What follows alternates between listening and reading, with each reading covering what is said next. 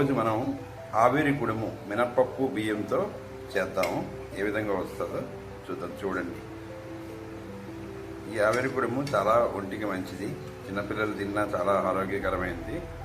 కావున ఈ ఆవిరి కుడుము ఈరోజు ఎలా చేయాలో చూద్దాము.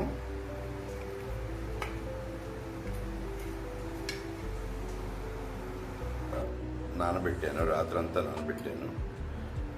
ఈ గ్లాస్తో మినపప్పు గ్లాసు వేస్తే హాఫ్ గ్లాస్, ఇక్కడికి హాఫ్ గ్లాసు బియ్యం వేసాను.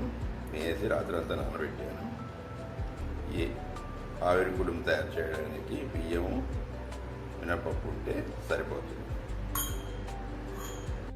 కొంచెం ఉప్పు కూడా వేద్దాం. ఇప్పుడే వేసుకోవాలి, మిక్సీ చేసే ముందే.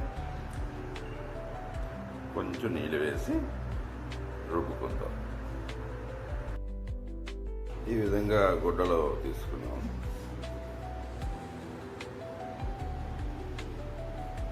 దీన్ని మూత పెట్టేద్దాం. ఇలా పల్చని గుడ్డ ఒకటి తీసుకోవాలి. ఎల్లో అయినా వైట్ అయినా ఏదైనా పర్వాలేదు. నా దగ్గర ఈ ఎల్లో గుడ్డ ఉంది, నా దగ్గర ఈ ఎల్లో ఉపయోగించాను. ఇప్పుడు దీనిపైన మూత పెట్టేసుకొని ఆన్ చేసి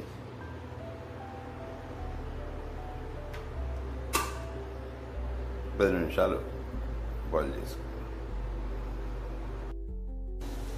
ఈ విధంగా 15 నిమిషాలు ఉడికిన తర్వాత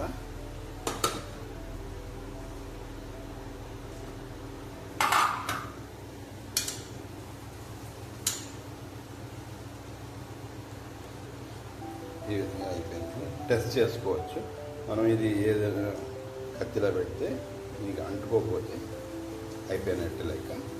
సో అయిపోయింది. మనం స్టవ్ ఆఫ్ చేసి తీసేద్దాం.